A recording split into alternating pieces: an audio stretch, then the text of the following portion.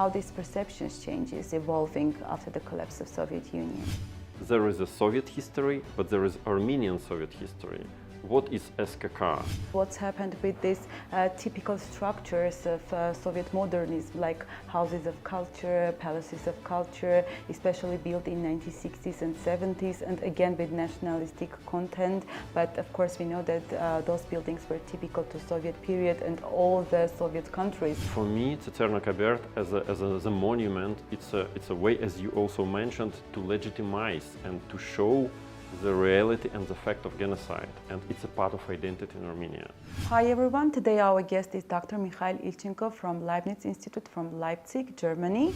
Dr. Mikhail Ilchenko, a prominent researcher in sociology and urban history. He earned his PhD from the Institute of Philosophy and Law of the Russian Academy of Sciences and currently works at the Leibniz Institute for the History and Culture of Eastern Europe on the project Cities Building Culture. Dr. Ilchenko specializes in the social history of modernist architecture and urban transformations in Eastern Europe and the former Soviet Union, with a particular focus on how public perceptions of modernist heritage have evolved. His research spans several countries, including Armenia, where he examines the unique contributions of Armenian modernist architecture to urban culture. Dr. Ilchenko, thank you very much for accepting our invitation and being our guest today. As a social scholar, I know that your interests, academic interests, are focusing on modern architecture and the perceptions of this architecture after the collapse of Soviet Union. And your research area are concentrated in Eastern Europe and also Armenia as well. So what do you think, what shows your research, how these perceptions changes evolving after the collapse of Soviet Union? First of all, thanks a lot for inviting me, Barevdes. Yes, I'm really mostly dealing with modernist architecture, modernist architectural heritage, but at the same time, I should say that I'm not an architect at all. So I'm dealing with an architecture as a sort of a mirror or prism which can explain us something more about what is happening with our societies. Because we know that modernist architecture is mostly associated with the most traumatic pasts of all societies. So in case of the former Soviet Union republics, there is a diversity of different trajectories. There is a Lithuania, when at the first time this architecture was mostly rejected, so it was associated with some gloomy Soviet period. But now we know fantastic case of how it is reappropriated. And they're proud of this architecture, and they say, this is Soviet, but this is our own Soviet. In Armenia, and this is one of the main reasons why I'm here, we're observing very complicated, very slow, but very profound process of how the attitude towards the Soviet past is slightly changing. There is no rejection, there is no admiration, there is some ways of recognition of this heritage, but it's ongoing right now. And I think while speaking with architects, while speaking with youth, while speaking with artists, we can learn more of how society is changing its perception of the Soviet past and Soviet Armenian in general. So it's an interesting material and an interesting challenge for us. And your research is focusing on mass housing, or you collect some typical architectural elements, or what do you observe? And also, I mean, you said that there is no rejection and there is no admiration, so what it is, and it's a kind of abandoned or it's continuation of usage? Regarding the first question, of course, I'm not limited only on the mass housing, but on the other hand, there is temptation to focus only on some iconic buildings. So we are all admired by SKK or Razdan Stadium or some, let's say, 10, 11 buildings. That's important. So it's advertising of the Armenian modernists for the broad public. But on the other hand, we are clearly understand that the main legacy of the Soviet past is not so much picturesque. For that reason, of course, we're taking, and me personally, I'm trying to take both subjects. Regarding the process of admiration, well, I would say it's a slight recognition of the value of these buildings, and let's say an attempt to keep them in line with the attitude towards historical contexts.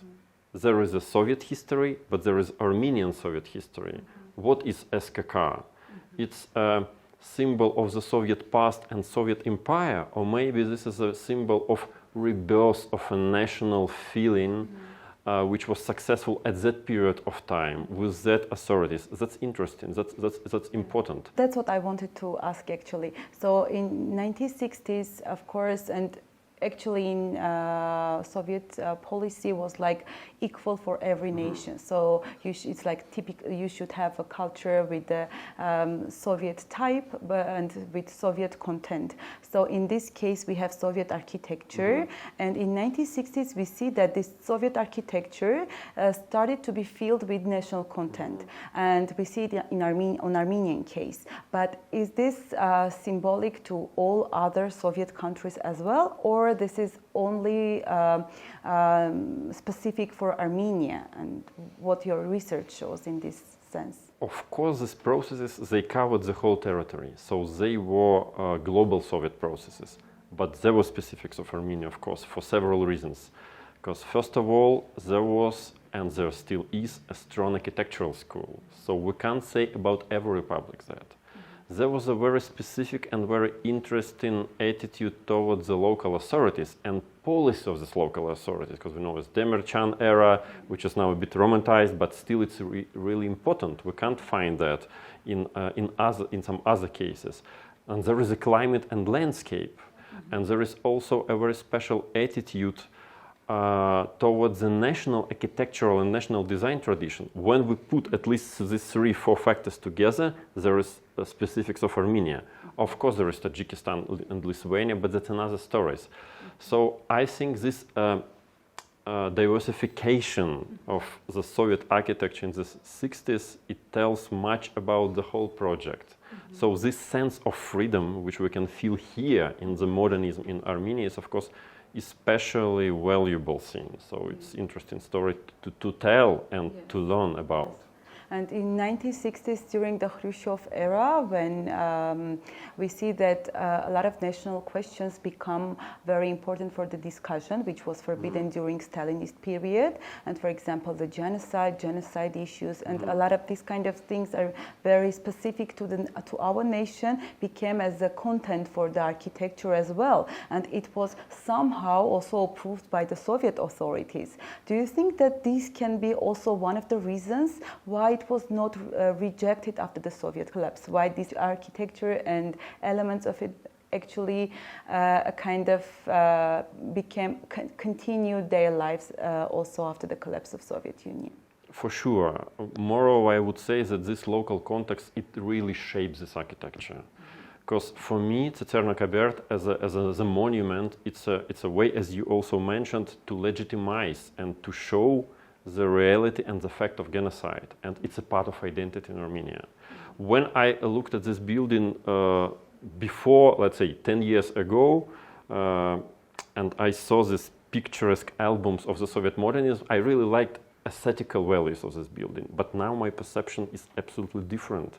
And I'm sure that when we speak about the local special features of the modernism, this is also the local atmosphere, not just some engineering, architectural technology. It's a spirit of the era, and I can say that there is a spirit of the 60s in Yerevan. There is a cluster of different tendencies, and there is we can see it even in some memoirs, from the letters, from the talks with architects who remember that time.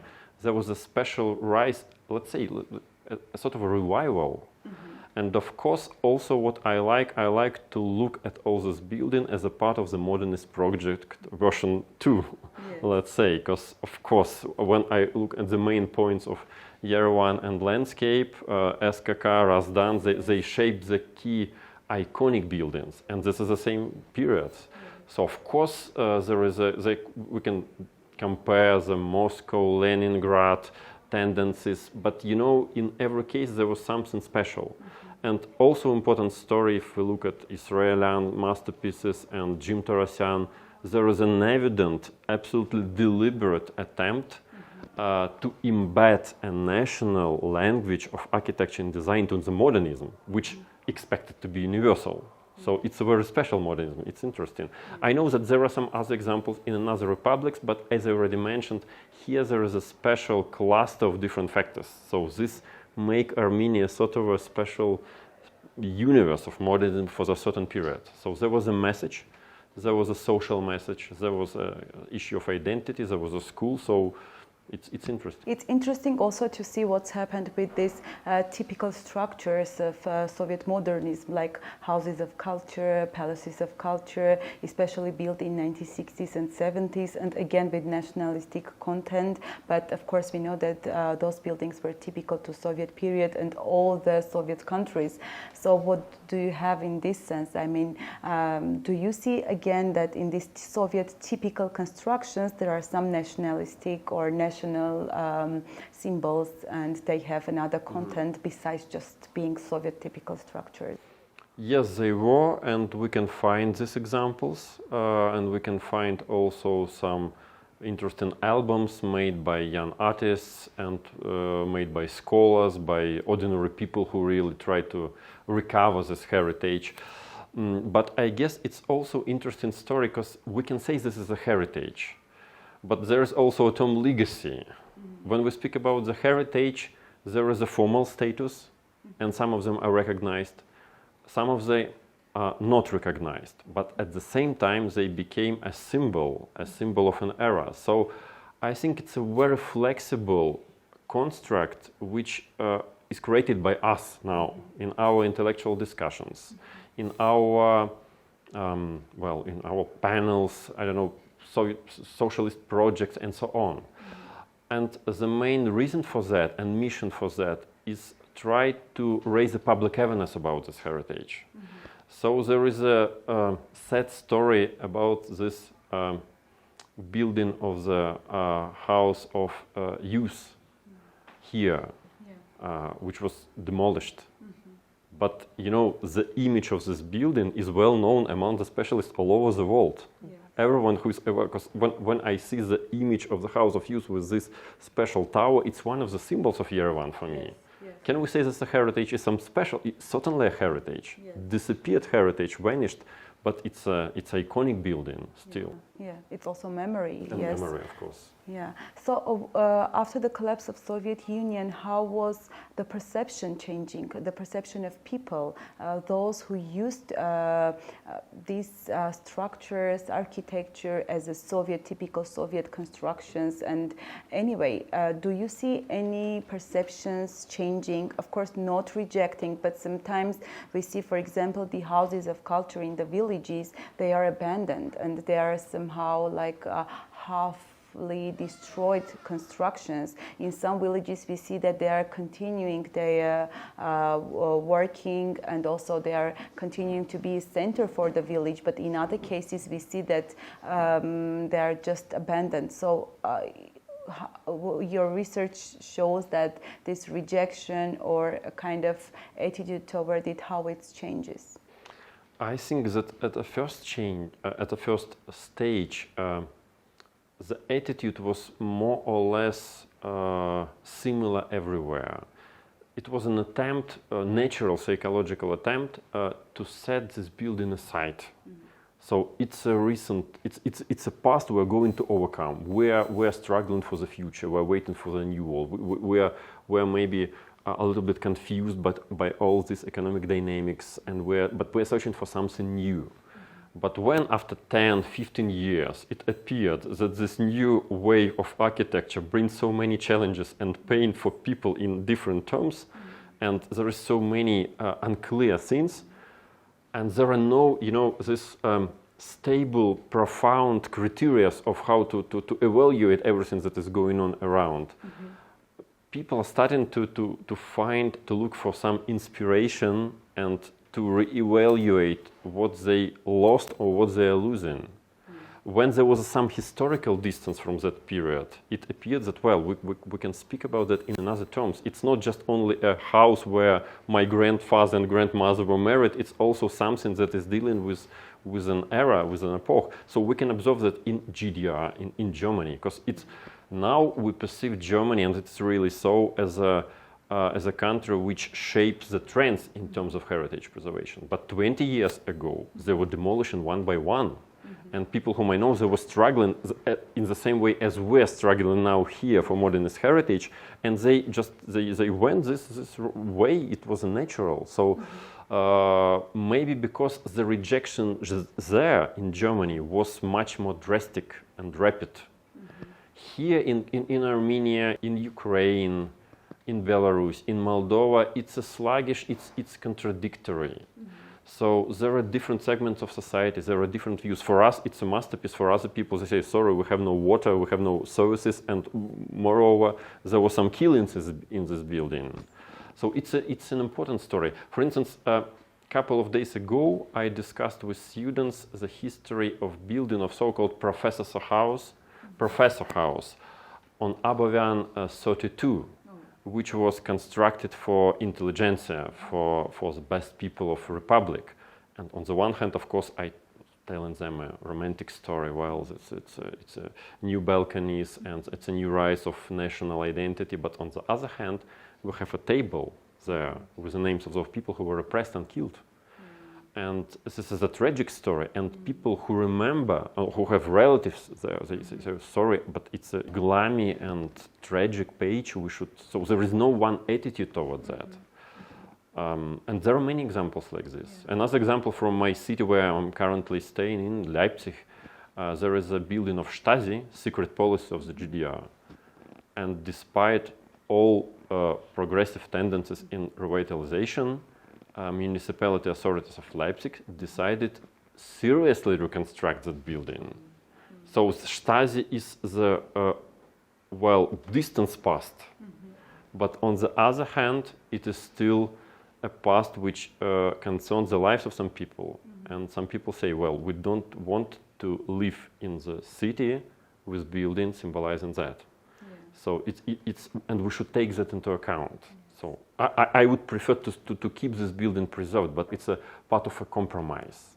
So and that differs the talk on the recent modernist heritage with the talk on the monasteries of the 18th or 17th century. That's a point. Yeah, sure. So you brought also the example of Lithuania, and you said that they started actually the reframing and recycling of this Soviet heritage and actually using it in a new way with a new content.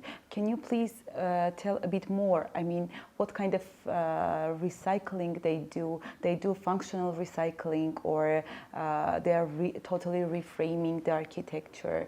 I think there is some similar point with Lithuania and Armenia, because Lithuania also had a strong architectural school, and they were quite independent. And in the Soviet time, as we know, they were perceived like a sort of a window to the West. And of course, they grasped all that ideas from Scandinavia. So there was a mixture of different tendencies. So that's one reason. They could say, well, this is a mixture of different styles. On the other hand, they are trying to rebrand this heritage and legacy, saying, well, there are some iconic buildings and there is some mass housing. But, well, let's be fair. We should have our own attitude towards that. But we shouldn't idealize the situation in Lithuania. It's only first steps, but there are books and there are touristic routes and there are people who are coming to Lithuania just for the reason to look at these buildings. There are many things to save and to preserve, but I think it was mostly an effort of intellectuals who shaped something more about this building. I would also give an example of Germany who, well, there is a joke, they use the term of Ostmodern for this architecture. And we're joking that maybe there was just only one thing that should be made, to put modern and Ost. Yes. They created the term and people, wow, that's not a Soviet associate, that's Ostmodern. Well, it's a part of modern, but a very specific one. So maybe there is just an effort to create something new in terms of the terminology. In Lithuania, it's going on, and it's interesting. Yes. And also coming back to the Armenian field, and we have now new architectural buildings with new content, probably a bit more Europeanized and westernized. Do you see any conflict between this Soviet heritage and Western perspectives in the architecture? I would say that the conflicts are everywhere, Yes. but it's not a typical feature of Yerevan. We can see some tendencies of the, let's say, building development of 19th and 2000s. Sometimes they're unbelievably crazy, sometimes they're interesting, sometimes they're funny, but it's a natural life of a city. So I think that all stages through which Yerevan came through during the last 20 years, they're very typical for the city which was trying to find its own way of development and dealing with that. But the paradox with Yerevan is a very simple fact that in fact it's a Soviet city. Soviet in terms of the architecture, but very on the one hand typical Soviet city, but on the other hand extremely untypical, because this inclusion of the national elements and very specific style and very specific material and this tooth and this the way of dealing with facades, it creates a very specific atmosphere. That's interesting. But of course the problems with respect towards modernist buildings, it's an acute problem. Cinema Russia, cinema house, most painful story for me, because we mentioned the House of Youth, which was demolished. Yes. This house is not demolished, but it exists in such an environment which destroys the whole beauty of this building. Because that's a story we should avoid and we should work with. And I'm sure that there are all potential and resources to make this building beautiful and make them for public. I'm sure that people will be coming just not only for the old fantastic architectural tradition of Armenia, but they will be coming to look at these buildings. I'm absolutely sure that for my colleagues, not only specialists, but those people who are interested in this architecture, Armenia would be, a new world. Yeah. They would be admired with that, with some station of the subway and with the buildings, with some specific buildings of the interwar period and of course the modernism of the 60s. But the time is going and we're romanticizing and we're telling many good words about that. There is a real task to preserve some places. Yes. And preserve some spaces and complexes. That's of course very important. And as far as I understood, you mostly focused on Yerevan, yes? Or you also look to other cities or villages of Armenia, am I right? Or? Yeah, well, mostly on Yerevan, but there are cases of cities which are extremely interested for me, and of course this is mostly planned cities, like Cherentsavan, like Abovyan, like Razdan, because this is the real legacy of the Soviet Union. And we can see how all these cities which were focused on one enterprise, and we can say that they're mono-cities, how they exist right now. And moreover, how they existed in these specific climate conditions and in these specific economic conditions in the 90s. So that's also interesting for me. But you shouldn't think that I am limited only with the 20th century. Of course, I think, and this is a treasure for Armenia, that you can every time compare and put on the one line modernist buildings with an old architecture, which also has these aesthetic features, very laconic, very concise, and it looks beautiful. When we put with the students both pictures together, it works. When we're speaking about Yerevan, actually we can see these three types of Yerevan. Very small part of old Yerevan that actually now activists and everybody who are involved in these activist movements, they want to save this part, like old Yerevan and their architecture. We have Soviet period of Yerevan, Soviet Yerevan, we can say, and we have this post-Soviet new architecture. Do you see these three different Yerevans in one line, or they are a kind of mixed for you as a social scholar? I'm inclined towards the second option. I think they're mixed.